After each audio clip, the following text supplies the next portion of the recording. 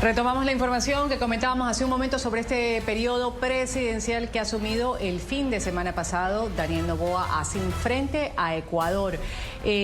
Certezas que se desprenden de este discurso que dio al ser posesionado delante de sus partidarios, de sus familiares, de seguidores afines a su movimiento político ADN. Voy a saludar a esta hora aquí en la mañana de NTN 24 Osvaldo Landázuri, analista económico, político también.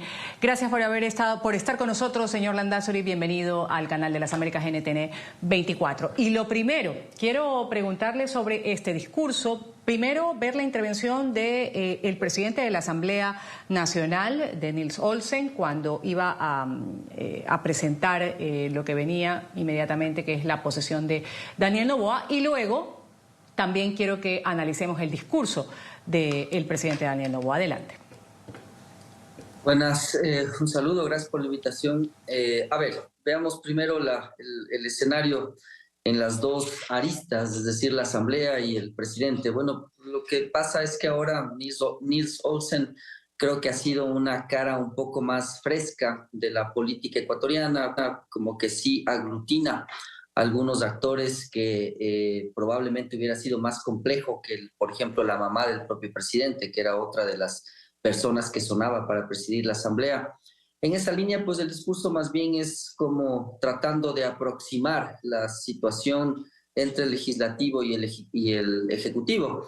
En el caso del presidente, pues el discurso para mí es un discurso que en general demuestra una versión del presidente que no habíamos visto antes en términos de articulación, más expresivo, menos callado. También me parece que ha demostrado poder hacer una especie de discurso motivacional, pero luego el cómo es el gran debe de esta intervención. También me parece que es ingenuo pensar que en un discurso de posesión un presidente pueda dar muchos detalles. Pero si se fija, Ruth, en lo que está pasando aquí en el Ecuador, pues lo que está viviendo el país es una ecuación que no acaba de cerrarse, y esa es que todos los ajustes vienen por el lado del sector privado, de la sociedad, y el sector público sigue en una gran fiesta que no termina. Y entonces ahí es donde yo encuentro que el discurso del presidente para mí no hace sentido. Es decir, hablar, por ejemplo, de obra pública cuando uno tiene un gasto corriente tan elevado va a ser un asunto muy complicado de llevar adelante.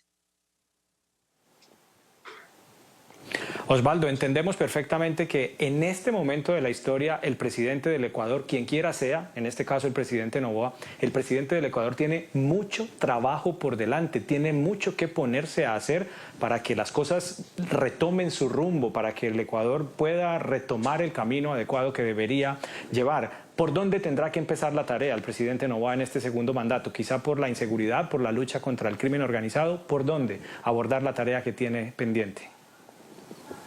Excelente pregunta. Son varias aristas. Yo le llamé en alguna entrevista con algún medio internacional una multicrisis la que está viviendo el país. Una crisis que se relaciona con seguridad, que se relaciona con economía, que se relaciona con la infraestructura. Por eso tuvimos apagones y le comprábamos electricidad a Colombia justamente.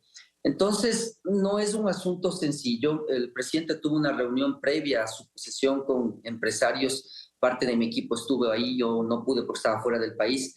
Y el presidente está planteando realmente una situación de crecimiento basada en la inversión pública. Eso también fue parte de su discurso.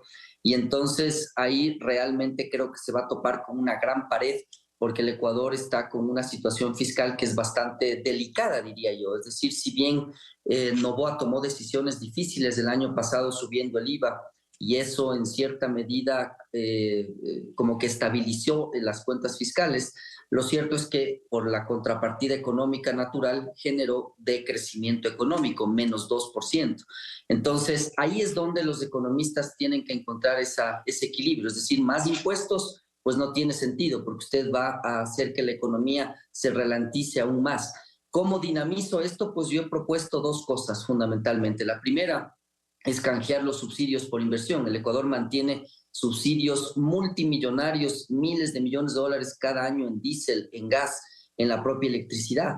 Yo he propuesto que se canjeen por inversión. ¿Cómo? con el eslogan 1 centavo, 2 centavos por una escuela, por un hospital, por una carretera. Me parece que es lo más racional. Ahí usted encontraría recursos para que la sociedad pague 1 centavo, 2 centavos adicionales y eso se transforma en inversión. Eso es lo que podría hacer el presidente.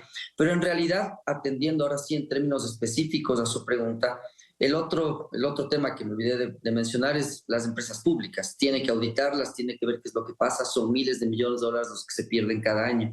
Pero en términos generales, ¿por dónde debe empezar? Debe empezar por las aristas que son más urgentes. La primera, la seguridad. No he visto yo un plan de seguridad. Acuérdense que acá en Ecuador el tema del IVA se subió por la seguridad. Entonces, si la población no ve nada significativo en el corto plazo, probablemente exista un malestar muy importante. Entonces, primer tema. El segundo tema, el empleo.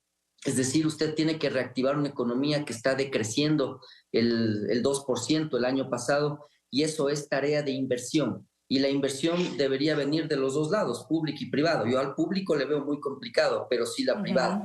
En esta línea necesitaría facilitar ciertas acciones para que pueda pasar.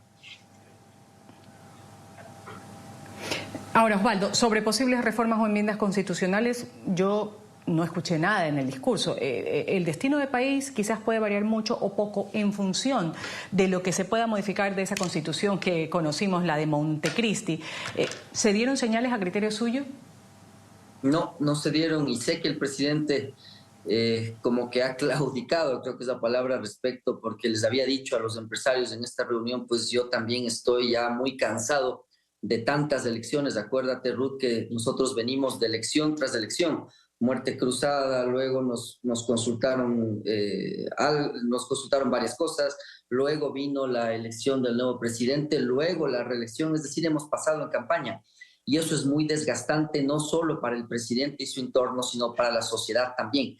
En esa línea, pues yo lo que considero es que aprovechando esta coyuntura de la Asamblea, el presidente debería tratar de liderar ciertos cambios a leyes que vayan por la vía de la Asamblea y que le den algo más de apertura al sector privado, sobre todo en los sectores estratégicos. Pero en términos generales, me parece que no es el único problema que tiene el Ecuador la Constitución.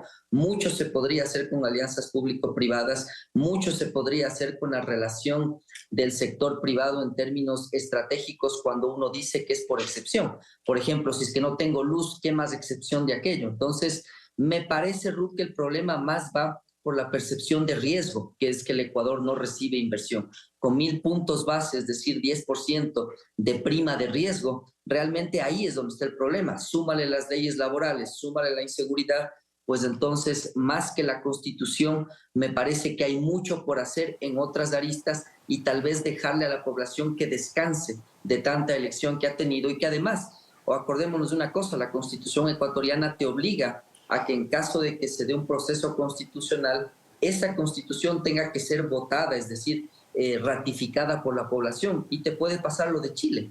Es decir, uno entiende mal la coyuntura, se lanza una constitución completamente distinta donde la libertad se elimina los sectores estratégicos, etcétera, y la población puede que te diga no, porque hay que estar bien claros que el Ecuador en estas circunstancias volvió a elegir lo que consideró menos malo, pero no es que es una gran corriente novoísta la que está invadiendo el Ecuador. En esa línea me parece que es un asunto muy riesgoso y es por eso que el presidente omitió aquello. En Ecuador son las 10 de la mañana, 40 minutos. Osvaldo Landázuri, analista económico y político, gracias por haber estado aquí con nosotros en la mañana de NTN 24. Hasta una próxima ocasión. Pues un gusto. Buenos días.